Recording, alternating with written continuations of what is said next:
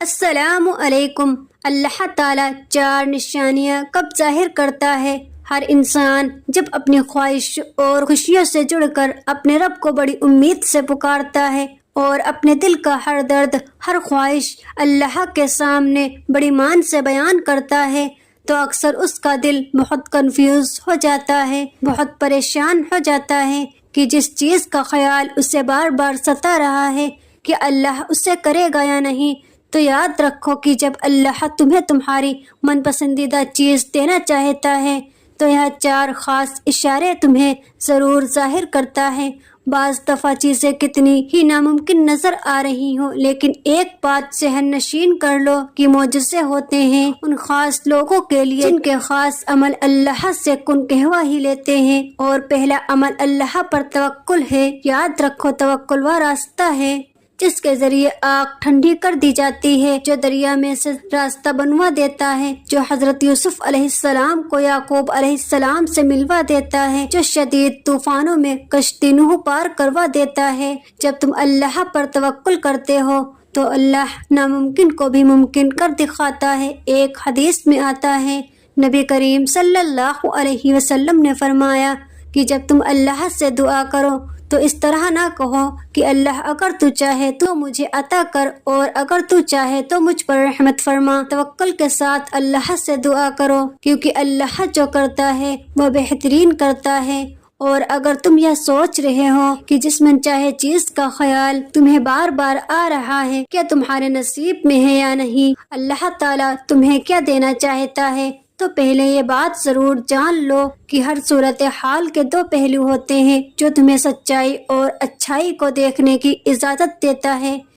اور جو مصیبت سے تمہیں باہر نکال سکتا ہے، کیونکہ تمہاری زندگی اتنی سستی نہیں کہ لوگوں کے بے رویہ اور دھوکوں کی وجہ سے ہرا دیا جائے۔ زندگی تو رب کی امانت ہے، تجھ سے محبت کرنے والا کوئی عام نہیں بلکہ اس کائنات کا مالک ہے۔ اور سب سے بڑا سچ تو یہ ہے کہ انسان جو کوئی بھی ہو اگر وہ کچھ کرنے کا ارادہ کر لے اور اللہ سے دعا بھی کرے تو وہ ہو کر ہی رہتا ہے۔ تمہاری دعا کی قبولیت کی ایک خاص علامت یہ بھی ہے کہ تمہاری دعا تمہیں بدلنا شروع کر دیتی ہے۔ قبولیت کا اشارہ ہے کہ جب تم کچھ کرنے کا ارادہ کر لو اور کسی بھی چیز کا خوف نہ کھاؤ سوائے اللہ کے، اور اپنی منزل کو پانے میں کبھی ہمت نہ ہارو، چاہے راستے کتنے ہی مشکل ہوں، تم اپنا سفر جاری رکھو اور اللہ کی رسی کو مضبوطی سے تھام رکھو تو خوبصورت معجزے بھی تمہارا مقدر بن جاتے ہیں۔ اللہ تعالیٰ خود قرآن میں تمہیں اس کا اشارہ دے رہا ہے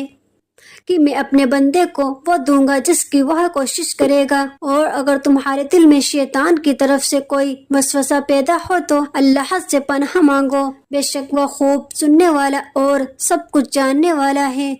یاد رکھو تمہاری قسمت کا لکھا چل کر آتا ہے، اور اگر وہ نہ آئے تو تمہیں وہاں بلا لیا جاتا ہے جہاں سے تم سوچنا ختم کر دیتے ہو، وہیں سے اللہ کی تدبیر کام کرنا شروع کر دیتی ہے، اور جو چیز تمہارے وہم و گمان میں بھی نہیں ہوتی وہی تمہاری قسمت میں لکھی ہوتی ہے۔ اللہ فرماتا ہے، قسم ہے آسمان کی اور رات کے نمودار ہونے کی، کوئی جان ایسی نہیں جس پر وہ نگہبان نہ ہو۔ جانتے ہو اللہ اچھے کے ساتھ کبھی برا نہیں کرتا۔ ہاں، اچھوں کے امتحان زیادہ ہوتے ہیں اور جن کے امتحان زیادہ ہوں ان کے درجہ بھی بڑے بلند ہوتے ہیں۔ نبی کریم صلی اللہ علیہ وسلم نے فرمایا،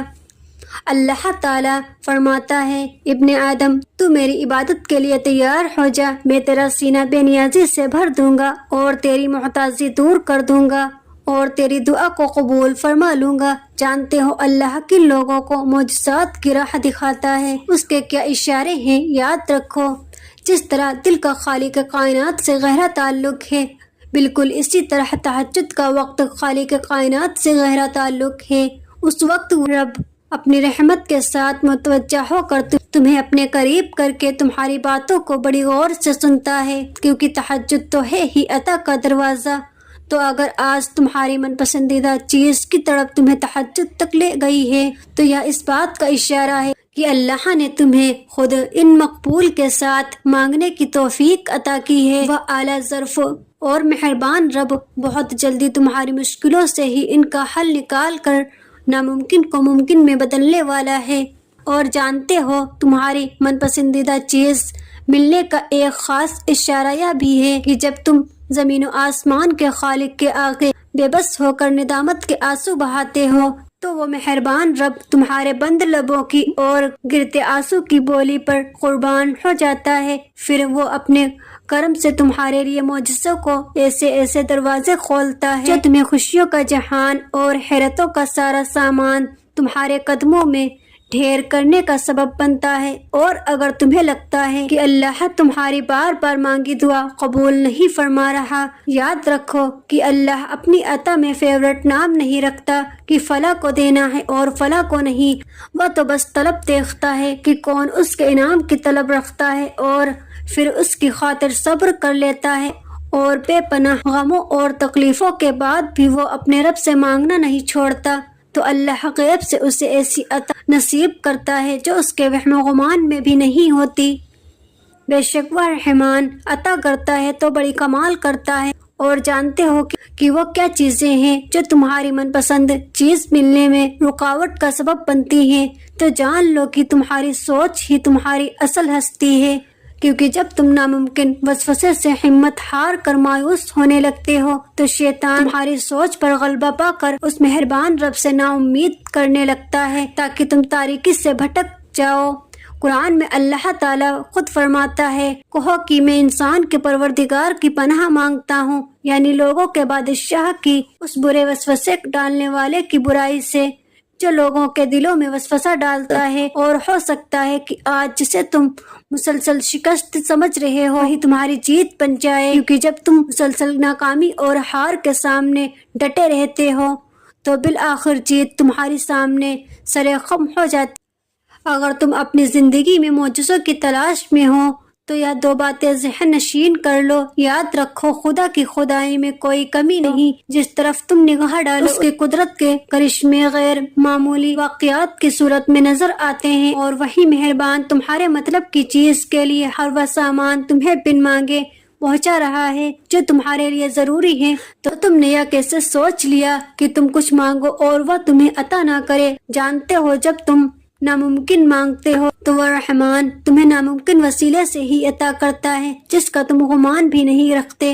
یاد رکھو محبت، دولت، رزق کے وسیع تر خزانے اللہ کے طاقتور ترین حصار میں ہیں، اور وہ خود تمہارے لیے مدد تیار کیے بیٹھا ہے۔ جب وہ دینے پر آتا ہے تو تمہارے مخالف کو ہی تمہارا وسیلہ بنا دیتا ہے۔ ان ہو جاؤ، ان قریب وہ تمہاری من پسند چیزوں اور سجدوں میں مانگی دعاؤں کو قبولیت کا صرف بخش کر تمہارے مخالف کو ہی تمہارا وسیلہ بنا دیتا ہے۔ انشاءاللہ میری دل سے دعا ہے کہ اللہ پاک آپ سب کو شاد و آباد رکھے، آمین یا رب العالمین۔ جزاک اللہ۔